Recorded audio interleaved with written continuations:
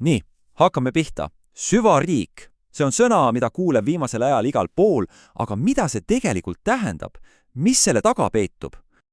Et sellest aru saada, ei piisa ainult uudiste pealkirjade lugemisest. Me peame minema natuke sügavamale, otse asja lettede juurde. Ja uskuge või mitte, aga kogu see lugu saab alguse ühest päris veidrast autoavariist. See on tegelikult täiesti uskumatu lugu ja see näitabki täpselt, kuidas üks peidetud võimuvõrgustik esimest korda päevavalgele toodi. Niisiis, see uskumatu autoõnnetus. Ja see ongi selle termini kummaline alguslugu. Lugu viib meid tagasi aastaste 1996 ühele, üsna kõrvalisele Türki maanteele. Ja selle avaari keskmes on üks mees, Abdullah Chatli, ja tema elulugu, see on nagu filmist. Mõelge ise, ta oli paramilitaarse rühmituse juht, kes tegeles heroiini vahetamisega NATO relvade vastu. Teda seostati isegi paavsti atentaadikatsega ja kiriksiks tordil ta põgenes Šveitsi vanglast, teate kuidas, müstilise NATO helikopteriga. Ja pärast kõike seda läks tööle CIA heaks. Aga tõeline pomm plahvatas alles siis, kui selgus, kes temaga veel seal autos olid. See paljastas midagi täiesti šokeerivat. Nii et kujutage nüüd ette seda seltskonda ühes autos. Tagaotsitav rahvusvaheline palgamõrvar ja narkodiiler, tema modellist tüdruksõver, Istanbuli politsei ülemaasetäitja ja parlamendiliikmest kurdi sõjapealik. Uskumatu, eks ala? Kõik koos ühes ja samas autos. Et sellest absurdusest paremini aru saada, tõi üks analüütik sellise tänapäevase Ameerika näite.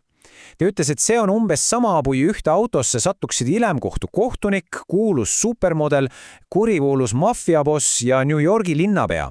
See aitab kuidagi perspektiivi panna, kui uskumatu see seltskond tegelikult oli. Ja just see õnnetus andiski sellele nähtusele lõpuks nime. Türgis hakati seda kutsuma Derin Devlet, ehk siis süvariik. Ja see termin kirjeldabki täpselt seda, varjatud võimuvõrgustikku, kus on omavahel põimunud luureagentuurid, organiseeritud kuriteelus ja ka valitsuse osad. Ja see kõik tegutseb täiesti väljaspool igasugust demokraatlikku kontrolli. Okei, see oli Türki näide. Aga tekib küsimus, kuidas midagi sellist võiks toimida, ütleme vanemates, väljakujunenud lääne demokraatiades. Kuidas see riik riigis seal välja näeb? Ja siin toovad allikad välja kaks peamist teooriat või mudelit, mis püüavad seda seletada. Üks on rohkem Ameerika-keskne ja teine Euroopa-keskne. Ja nagu näha on nende lähenemised, üsna erinevad. USA mudeli puhul voolab võim põhimõtteliselt rahast. See baseerub sotsioloogi C. Wright Millsi ideedel, kes rääkis niivõlda kolmepoolsest eliidist. See tähendab korporatsioone, poliitikuid ja sõjaväe. Aga kes on tegelikult roolis? Selle teooria järgi on need just korporatsioonide rikkad omanikud. Nemad on need, kes mõjutavad ja tihtipeale ka suunavad nii poliitikuid kui ka sõjaväe juhtkonda. Euroopa mudel on aga natuke teissugune. Seal ei vaadata niivõrd otse raha, kuivõrd õigussüsteemi ennast. Õigusteadlane Valeri Bügalt väidab, et kogu anglosaksi äri- ja mereõigus ongi tegelikult välja arendatud kui tööriist. Tööriist Briti finantsvõimude tahte peale surumiseks. Nii on loodud globaalne süsteem, kus tegelikult kontrollib rahandusmaailm poliitikat just seaduste kaudu. Okei, need on teooriad. Aga kes on need inimesed? Kes on need, kes väidetavalt seda süsteemi seestpoolt juhivad? Siin on üks huvitav analüüs Prantsusmaalt, kus insener Paul-Antoine Martin on kirjeldanud sealsete tippametnike kasti psühholoogilist profiili. Ja see pilt pole just meeldiv. Ta räägib ebaküpsusest, lihtsustatud peaaegu koomikselikust maailmavaatest, siis liikumatusest. Karjääri tehakse mitte otsustades, vaid otsuste vältimisega. Lisaks sügav hirm riski ees, kuigi nende töökohad on täiesti kindlustatud. Ja mis kõige hullem, uudishimu täielik puudumine, sest nad on veendunud, et teavad juba kõike. Ja lõpuks küünilisus. Nad ei usu enam oma riiki, nende ainus lojaalsus kuulub omaenda korpusele, oma klannile. Ja see tsitaat ühelt siseinfo valdajalt võtab selle kõik kokku.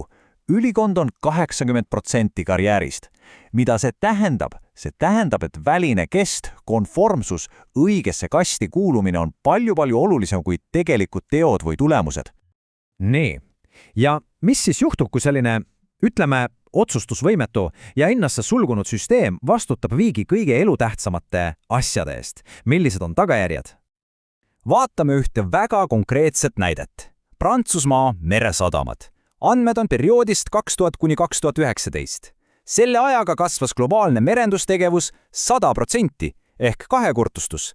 Naabersadam Antwerpen kasvas 83% ja Prantsuse sadamad 0,25%. Praktiliselt null kasv 20 aasta jooksul. See on ju täiesti uskumatu. Ja allikad, millele me toetume, ütlevad otse välja, et see paigalseis ongi just sellesama ametnike kastiteene või tegemata jätmine. Nende aastakümnede pikkune liikumatus ja täielik visiooni puudus. Aga asi ei ole ju ainult sadamates. Lõppkokkuvõttes on tagajärged palju laiemad. Me räägime demokraatliku vastutuse täielikust kokkuvarisemisest. Me räägime suurtest ebaõnnestumistest nii poliitikas kui ka tööstuses. Ja me räägime riigist, mis justkui eksisteerib ainult selleks, et kaitsta iseennast ja oma rahalisi toetajaid. Ja see kõik, see sööb ära ühiskondliku lepingu rahva ja valitsuse vahel. Ja see kõik jätab meid ühe põhimõttelise küsimuse juurde. Kui võim tegutseb varjudes, siis kes tegelikult juhib? Kes on päriselt võimul? See on küsimus, mis seab kahtluse alla kõik, mida me arvame teada demokraatiast ja vastutusest. Ja see ongi küsimus, mille need allikad esitavad ja millele vastust otsima kutsuvad.